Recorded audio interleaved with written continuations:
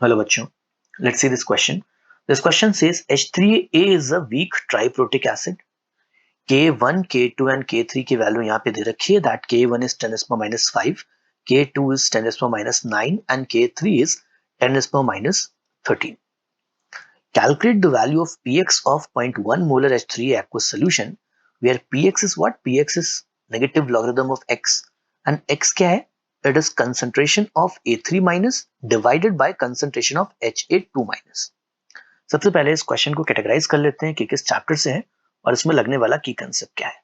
तो ये question ionic equilibrium से पूछा जा रहा है और इस क्वेश्चन को करने के लिए जो की कंसेप्ट रिक्वायर्ड है वो है knowledge about calculation of pH of polyprotic acid. क्या होता है ये पॉलीप्रोटिक एसिड? पॉलीप्रोटिक एसिड एक ऐसा एसिड होता है जो कि सॉल्यूशन में एक से ज्यादा H+ आयन जनरेट कर सकता है, जैसे कि यहाँ पे जो दे रखा है which is a triprotic acid. तो चलिए इस क्वेश्चन को डिटेल में देखते हैं. हमारे पास H3A है. H3A step by step dissociate होगा. पहले स्टेप में वो डिसोशिएट होगा इनटू H+ आयन एंड देगा H2A-. इसके लिए dissociation constant is K1. Similarly next step में this H2A minus will further dissociate into H plus and HA2 minus. इसके लिए dissociation constant is Ka2. Further dissociate होगा ये HA2 minus into H plus and A3 minus. इसके लिए dissociation constant is Ka3. अब अगर पहला dissociation मैं यहाँ पे देखूं, initial concentration अगर मैं H3 का लेता हूं C, so H plus ion का 0, H2A minus का 0. एट इक्विलिब्रियम का कंसंट्रेशन होगा. अगर मैं इसका डिग्री ऑफ डिसोसिएशन लेता हूं α1, तो इक्विलिब्रियम पे जो कंसंट्रेशन हो जाएगा वो ये आ जाएगा. यही सेम चीज मैं बाकी डिसोसिएशंस के लिए भी लिख सकता हूं, बट उसका कोई पॉइंट नहीं है because you can see that Ka1 is very very greater than K2. okay, and K2 is very very greater than K3.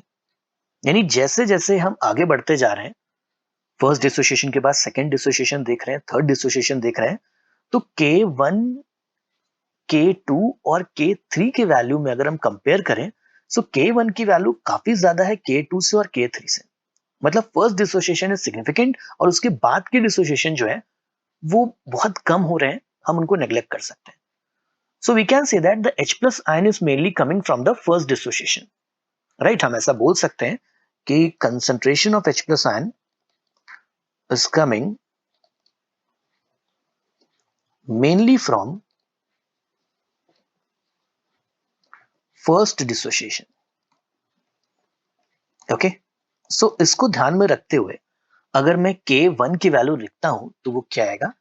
Ka1 आ जाएगा concentration of H+ ion into concentration of H2A minus divided by concentration of H3A, जो कि आ जाएगा C-alpha1 into C-alpha1 into C-alpha1 divided by C1 minus alpha1. तो आप देख सकते हैं यहाँ पे C कैंसिल हो रहा है and alpha1 can be neglected with respect to 1, क्योंकि अगर alpha1 की वैल्यू 0.1 से छोटी होती है, so we can write 1 minus alpha1 approximately equal to 1. So यहाँ से K1 की वैल्यू कितनी आ रही है? K1 is coming out to be equal to C-alpha1 square. Okay, and alpha1 निकल के आ जाएगा root Ka1 bye C. K1 की वैल्यू हमको प्रोवाइडेड है, कंसंट्रेशन भी हमको प्रोवाइडेड है, सो alpha1 कितना निकल के आ जाएगा? It will come out to be 10 raised to the power minus 5 upon 10 raised to the power minus 1, यानी root of 10 raised to the power minus 4, और जो कि आ जाएगा 10 raised to the power minus 2. This is the value of alpha1. But मुझे क्या चाहिए? मुझे H+ ion concentration चाहिए which is C-alpha1. Okay, so H+ ion concentration कितना आ जाएगा? H+ ion concentration will be C-alpha1. C की वैल्यू कितनी है? 10 raised to the power minus 1 and alpha1 हमने कितना निकाला अभी? 10 raised to the power minus 2. So ये वैल्यू आ जाएगी 10 raised to the power minus 3. This is the concentration of H+ ion. Okay, अब हमको क्या चाहिए? जो वैल्यू क्वेश्चन में निकालने को दे रखी है उसके लिए हमको K3 लिखना पड़ेगा। अगर आप क्वेश्चन देखिए, सो क्वेश्चन में जो वैल्यू हमको निकालने को बोली गई है उसके लिए K3 लिखना जरूरी है। K3 क्या आएगा? K3 आएगा H plus ion concentration into A3 minus concentration divided by HA2 minus concentration. मैंने ये क्यों लिखा, आप क्वेश्चन में देख सकते हैं कि X की वैल्यू कितनी आ रही है, A3 minus concentration upon HA2 minus concentration, जो कि K3 लिखने से आएगा। ओके, सो K3 मैंने लिखा H plus ion concentration into A3 minus concentration divided by HA2 minus concentration. यहां से A3 माइनस का concentration divided by HA2 minus concentration कितना आ गया, K3 upon H plus ion concentration. K3 की वैल्यू कितनी दे रखी है क्वेश्चन में, देखिए 10⁻13 गिवन है, और H प्लस आयन कंसंट्रेशन की वैल्यू अभी आपने निकाली 10⁻3, सो ये आ जाएगा 10⁻13 अपॉन 10⁻3, जो कि आ जाता है कितना, 10⁻10 के बराबर।